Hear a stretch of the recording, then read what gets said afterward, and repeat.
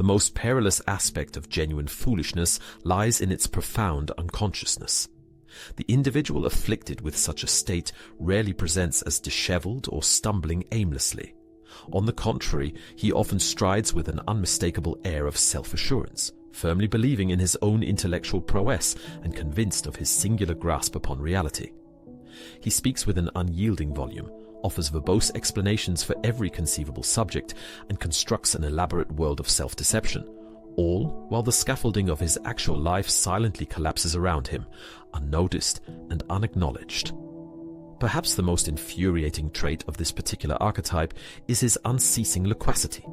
He articulates thoughts before they are fully formed or considered, reacts instinctively before pausing to truly observe, and issues blame without the slightest introspection. These are the hallmarks of a truly foolish man, not a mere deficit of knowledge, which can always be acquired, but a catastrophic absence of self-awareness and a complete lack of genuine self-control. The ancient philosopher Seneca once posited that the gravest impediment to living a fulfilling existence is the weight of expectation, a burden perpetually cast upon the elusive realm of tomorrow, thereby squandering the irreplaceable essence of today. Yet the foolish individual remains perpetually tethered to this future, an imagined time when all will spontaneously align. Or, far worse, he may exist entirely within a borrowed conception of the present, shaped by the opinions and desires of others, never truly inhabiting his own authentic moment. Do you seek to discern the presence of true wisdom in another human being? Do not limit your assessment to his actions alone, for actions can be deceptive or circumstantial. Instead, lend your careful attention to the substance of his words, for within the tapestry of his spoken language, a man inadvertently reveals the true measure of his discipline, the depth of his resilience forged through hardship, and the profound degree of his self-respect. Let us, then, meticulously dissect this phenomenon. We shall illuminate 6 distinct declarations that emanate almost exclusively from the lips of the foolish. These are 6 verbal crimson flags, stark indicators that betray an underlying current of weakness, an ingrained tendency towards timidity, and a pervasive immersion in self-delusion. Should you ever find these phrases forming on your own tongue, possess the foresight and the fortitude to extinguish them, mercilessly, before they can extinguish the fire of your boundless potential. The first of these self-defeating pronouncements: that is just the way I am. This phrase serves as the somber anthem of an individual who, though physically present, has emotionally and spiritually ceased to live.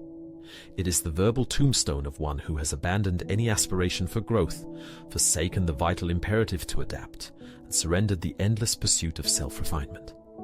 This person clings to the erroneous belief that merely because he possessed a certain character or behaved in a particular manner yesterday, he is irrevocably condemned to remain that way indefinitely. This is not a demonstration of strength, it is unequivocally a form of self-imposed servitude. A man imbued with Stoic principles understands, with crystal clarity, that his personality is not an unyielding prison. We are by our very nature designed to evolve. Indeed, it is an absolute necessity that we do so. The individual who utters, "that is just the way I am," is in essence broadcasting to the entire world that he has voluntarily ceased the grand journey of personal transformation. He has, regrettably, discovered a perverse comfort within the confines of his own dysfunction. He would sooner embrace a static, perhaps miserable existence than endure the necessary suffering required to ascend to the person he could genuinely become. Marcus Aurelius, the philosopher-emperor, imparted the timeless wisdom that while we may possess no dominion over the external events that befall us, we retain absolute control over the thoughts and interpretations we choose to cultivate within our minds. Yet the foolish man vehemently denies this fundamental truth. He deflects all responsibility, casting blame upon the circumstances of his childhood, the arbitrary alignment of celestial bodies at his birth, or the immutable blueprint of his genetic code. He treats his own shortcomings and imperfections not as challenges to be overcome, but as inherent, unalterable birthrights. The unvarnished truth is that your current self is merely raw, unformed clay, and with each new dawn, you are presented with a profound choice. Will you painstakingly sculpt yourself into something formidable and transcendent, or will you allow yourself to decay into a pile of stagnant excuses? The second telltale sign: I do not care what people think. On the surface, this assertion may project an aura of formidable strength, a defiant independence that commands respect. However, in the overwhelming majority of instances, it is nothing more than an elaborate falsehood. The man who vociferously declares his indifference to public opinion is, more often than not, the very person who cares about it the most, perhaps obsessively so. He yearns for others to perceive him as being utterly impervious to judgment, as existing on a plane far above the petty opinions of the masses. He attempts to don a metaphorical suit of armor woven from the very fabric of his words, yet beneath this verbal facade he remains profoundly fragile, driven by a volatile ego and emotionally combustible. The truly stoic individual harbors no compulsion to publicly announce his disinterest in external validation. He simply embodies it in his daily conduct. He feels no need to declare war upon the diverse spectrum of human opinions, for he is far too engrossed in the arduous yet immensely rewarding task of mastering himself. As the sagacious Epictetus eloquently expressed, it is utterly impossible for a man to acquire new knowledge if he firmly believes he already possesses it. The foolish man is consumed by the desperate need to appear robust, yet he harbors a deep-seated terror of actually becoming strong, for true strength demands the quietude of introspection, the boundless patience of enduring effort, and the often solitary journey of self-discovery. Therefore, the next occasion you encounter someone boasting of their imperviousness to external judgment, observe them with a more discerning eye. It is highly probable that they are deeply addicted to the very attention they claim to spurn, for only the truly insecure feel an overwhelming compulsion to convince the world of their own security. The third characteristic utterance: "It is not my fault." Ah yes, this is the unofficial anthem of the eternally weak, a lamentable refrain echoing through the halls of perpetual victimhood. This is the individual who, with unwavering consistency, attributes his misfortunes and failures to an endless parade of external forces.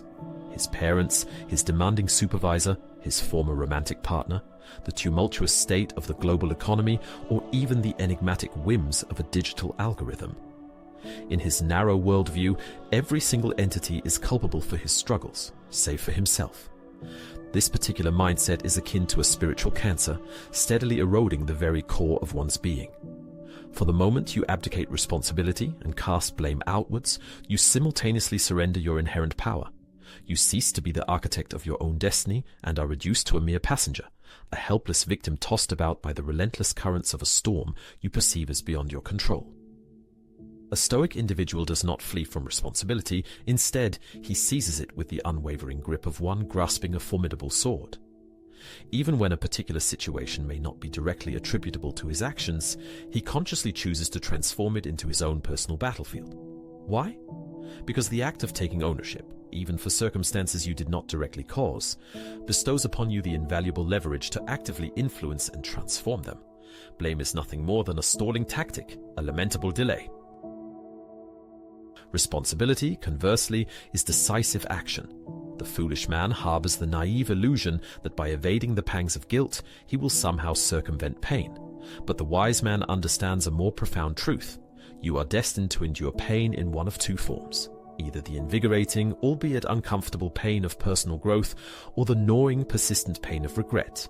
And regret, once imprinted upon the soul, never truly vanishes. The fourth revealing declaration: why should I try if nothing changes? This is a subtly insidious falsehood, a seductive whisper born of defeat and despair. It embodies the flawed logic of an individual who craves an immediate, tangible outcome without possessing the requisite discipline or patience to cultivate it. He might embark upon a rigorous gym regimen for a mere 2 weeks, perceive no immediate emergence of sculpted abdominal muscles, and promptly abandon his efforts. He might attempt to establish a new business venture, encounter the inevitable resistance and myriad challenges inherent in such an undertaking, and swiftly capitulate.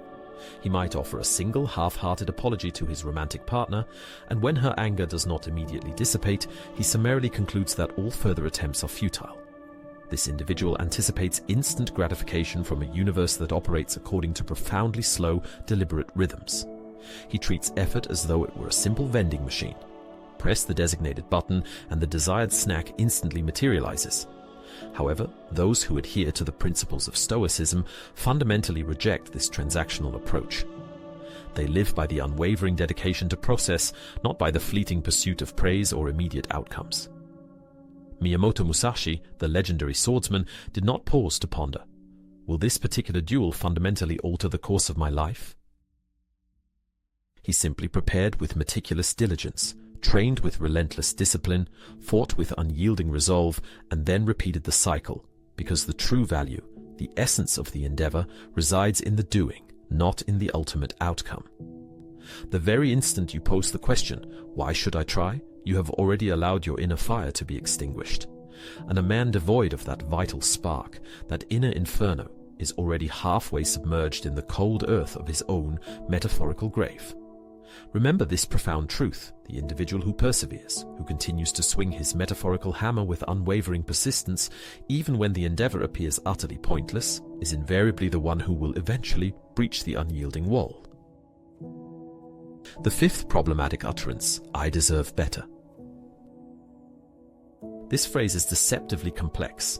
On the surface, it carries a veneer of motivation. It can even sound empowering. Yet with disturbing frequency, it is wielded as a potent weapon by those who have, in truth, earned absolutely nothing.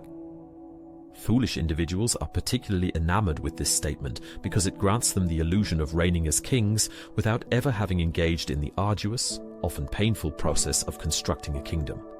They confidently assert that they are entitled to unyielding loyalty, abundant financial prosperity, profound love, and effortless comfort, all while contributing nothing more than their sheer existence. Herein lies the unvarnished, often uncomfortable truth. You do not intrinsically deserve a single solitary thing. You earn it meticulously with the arduous toil of your spirit, with the symbolic scars etched into your being from countless struggles, and with the relentless day-by-day practice of self-mastery. A Stoic individual does not wander through life perpetually demanding what the world supposedly owes him. Instead, he consistently poses a far more profound question. What am I truly willing to sacrifice to attain this? What kind of man am I prepared to become? What qualities must I cultivate to genuinely be worthy of it? Desire, unmoored from the rigorous anchor of discipline, is nothing more than a dangerous delusion. If your aspiration is to experience a better existence, then your fundamental task is to become a better person. Otherwise, you remain merely a child clad in the ill-fitting costume of a man, weeping forlornly for a throne he never bothered to construct. The sixth and final pronouncement, perhaps the most damning, that is impossible. This phrase serves as the definitive nail in the coffin of potential, the ultimate surrender. Foolish individuals utter this not because the object of their dismissal is genuinely unachievable, but because they are utterly unwilling to undertake the arduous effort required. They witness someone ascend from abject poverty to immense success, and their immediate retort is that luck was the sole determining factor. They observe an individual forge a physique of unparalleled strength and resilience, and they immediately conclude that illicit substances must be at play. They encounter a man who effortlessly commands his emotions, exhibiting profound self-control, and their automatic assumption is that he must be disingenuous or fake. Why do they engage in such pervasive cynicism? Because to acknowledge that true greatness, genuine self-mastery, is indeed within the realm of human possibility is to simultaneously confront the painful truth that they themselves have failed to pursue it, or perhaps even worse, that they have actively chosen to shy away from it. Consequently, it feels immeasurably safer to simply declare it impossible, thereby absolving themselves of any personal responsibility. Seneca, with his timeless wisdom, once remarked that difficulty, challenges, and adversity inherently strengthen the mind, just as rigorous physical labor fortifies the body. But the foolish man harbors no desire to be strengthened. He yearns instead to be perpetually validated in his existing weaknesses.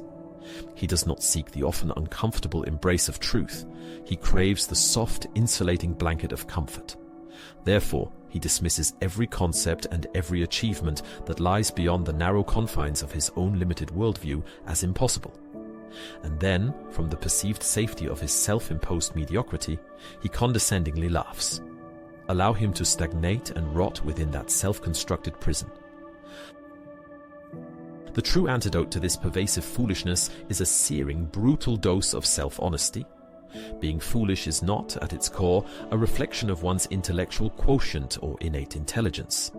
Rather, it is profoundly rooted in the patterns of your thought, the substance of your speech, and the manner in which you choose to confront the often uncomfortable realities of existence. If your genuine desire is to shed the shackles of foolishness, then your journey must commence by silencing the ceaseless chatter of your own mouth and meticulously sharpening the keen edge of your awareness. For the truly wise individual feels no compulsion to loudly proclaim his wisdom. Instead, he allows the profound power of his silence to speak volumes on his behalf. He permits the tangible results of his efforts to serve as his eloquent advocates.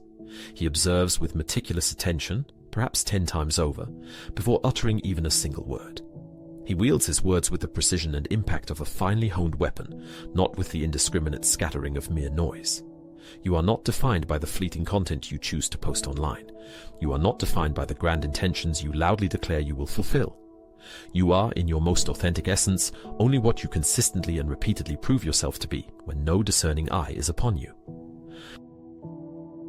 And if your profound ambition is to become a truly formidable, universally respected, and utterly untouchable force in this world, then you must, with ruthless determination, eradicate the weak and debilitating phrases that are systematically draining your power. Cease uttering the hollow declaration that you do not care. Discontinue the cowardly refrain that your struggles are never your fault. Abandon the self-indulgent complaint that you deserve better, while simultaneously settling for a life of comfortable average. And for the love of all that remains genuinely divine and untainted within your spirit, put an immediate end to the self-imprisoning statement, "That is just the way I am," for the world does not hunger for more meaningless noise. It yearns desperately for more authentic men who speak with genuine conviction, their words imbued with profound meaning, men who engage in thought with the strategic precision of seasoned warriors, men who have, with unwavering courage, confronted and utterly annihilated the insidious coward residing within themselves. Make the conscious, resolute choice to become one of these rare individuals, or resign yourself to the fate of forever sounding precisely like everyone else.